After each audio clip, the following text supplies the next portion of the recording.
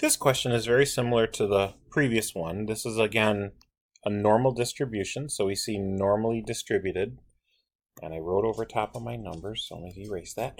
And we have a mean, okay, of 535 grams with a standard deviation of 30. And so if you pick a fruit at random, what is the probability that it will weigh between, so you see the word here, between these two numbers? Okay, so I just have to use the normal curve calculator. Okay, so that's over here to the right. Let me type in the numbers that I need. Okay, so the mean is not 0 because we have an application problem. This is 535. My standard deviation is 30. I want the numbers that are between. Make sure you select the between. And let me put in the numbers that I need. I need 528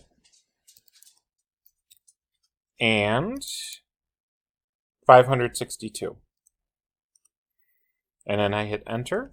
And if you look up here, this is the sliver that's been shaded. The area of that sliver is the probability. And that area is 0.4082. So let's go ahead and type that in. Okay, so we got 0.4082. And let's submit that.